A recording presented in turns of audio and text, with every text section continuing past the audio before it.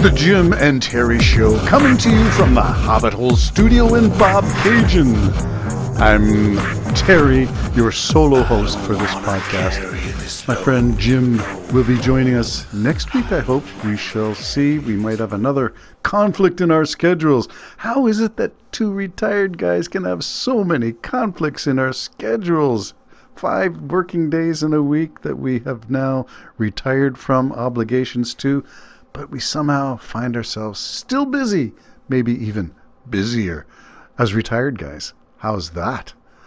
Well, cheers, my friend Jim. In absentia, I will raise my mug, clink, clink, chin, chin, and give a slurp and enjoy my fresh roast dark ground coffee. The origins of the Jim and Terry Show is the story of coffee and grounds and the Common Ground in Lindsay and the Huntsville roastery that we visited as our first car adventure. For this podcast, I'd like to explore the idea presented in a book called The Death of Expertise. And this was written by Tom Nichols, who, well, I'm just going to play something and we'll talk about it on the flip side. The Death of Expertise. For tonight's event, I'm happy to be welcoming Tom Nichols to the store to discuss his new book, The Death of Expertise, the campaign against established knowledge and why it matters. In this information age, it's more easy than ever to get the answers you are seeking to questions about your health or consumer reviews or product information. But how do you know where that information is coming from? In his impassioned cautionary tale about the perils of unvetted information, Tom argues that credentials are still important and that giving experts their due is not undemocratic. Ian Bremmer, president and founder of Eurasia Group, said of the book, "We live in a post-fact age, one that's dangerous for a whole host of reasons. Here's a book that not only acknowledges this reality, but takes it head-on. Persuasive and well-written, The Death of Expertise is exactly the book needed for our times." A professor of National Security Affairs at the U.S. Naval War College and an adjunct professor at the Harvard Extension School and a former aide to the U.S. Senate, Tom is the author of several other works on foreign policy and international security affairs, including The Sacred Cause, No Use, Nuclear Weapons and U.S. National Security, Eve of Destruction, The Coming Age of Preventative War, and the Russian Presidency. And his real credential for this evening is that he is a 5-time undefeated Jeopardy champion and one of the all-time top players of the game. He was invited back to play in 2005 for the Ultimate Tournament of Champions. So please help me in welcoming Tom Nichols to Politics and Prose.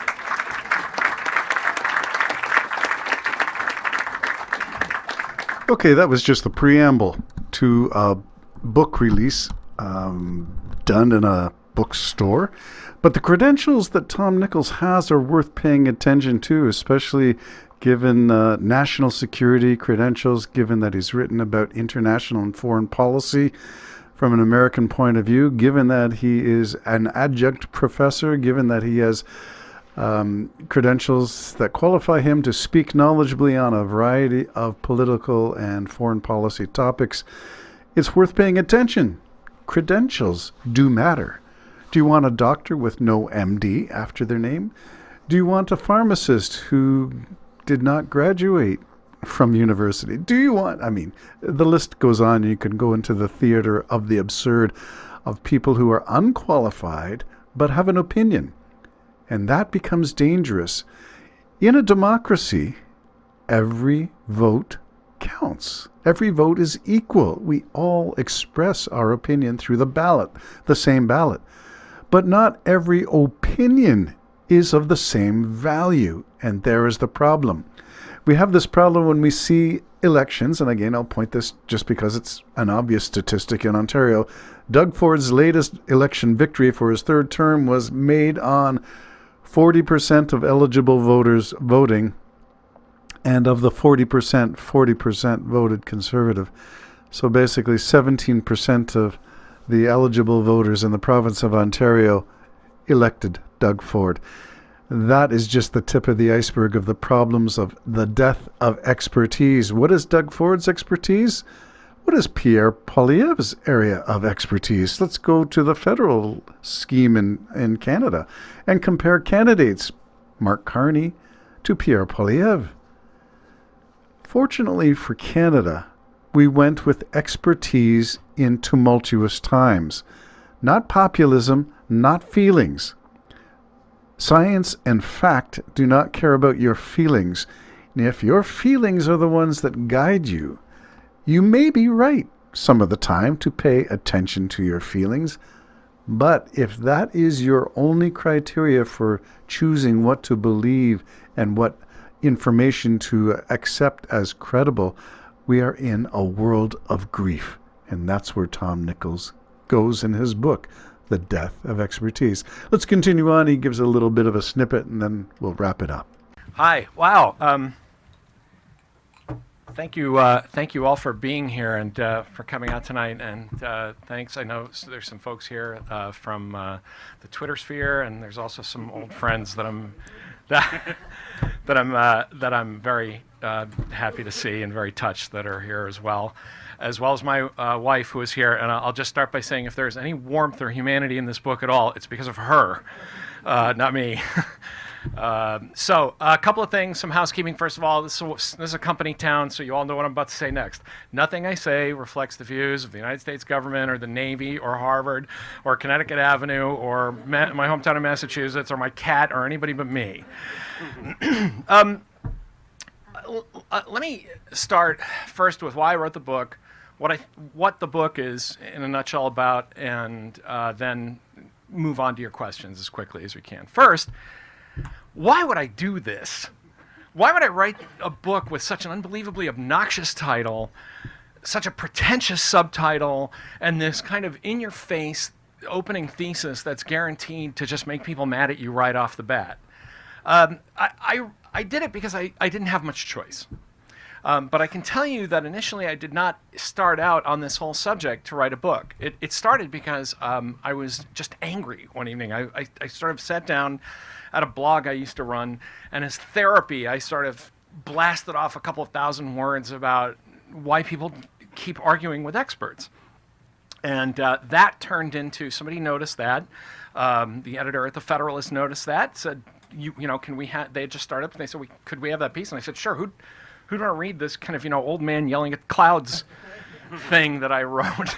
And within about a year or so, the piece had been read around the world by over 1 million people. And I realized that I may have struck a nerve out there in the world.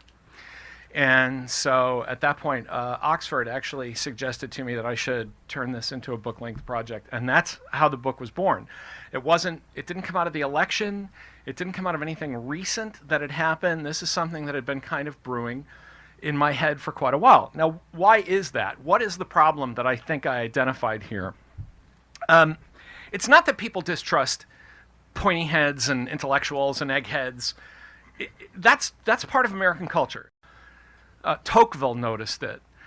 Other scholars over the centuries, the decades and the centuries have written about American culture have noticed that Americans really are sort of skeptical, self-reliant people who rely on their common sense, which is, I think, part of what built our greatness as a country. That's not the kind of thing I'm talking about. We've gone from a healthy skepticism about experts to something different. We've gone to a kind of epidemic of narcissism where we all think we can replace experts. Well, we all think that what experts do can't be that hard, and we could probably do it better ourselves. And we've seen it not just in the United States, but we saw in the Brexit debate where the Brexiteers were saying, experts, who needs experts? We had a campaign where the winner and the current president of the United States said, who needs experts? Well, the president that he's talking about, this address was from 2017.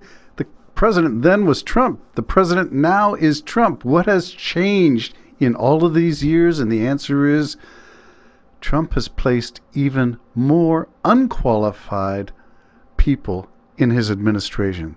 The real stacking of personnel in the Trump administration 2.0 is loyalty, not expertise, not subject-specific expertise, not trained people, critical thinkers. Just, are you loyal? And that got me when I saw this posting by Matthew Keys on, well, he's an award-winning journalist covering a lot of things, but I saw this one on Twitter, and it mentioned a 22-year-old by the name of Thomas Fougat. At least that's how I think you pronounce it. Graduated from college last year. No experience, nothing, no security or law enforcement credentials. Trump's picked to oversee an $18 million Department of Homeland Security program. What? How old was Poilievre when he entered the House of Commons? The lack of expertise, it'll bite you in the Jim and Terry Show signing off. Has got me so far into this promised land.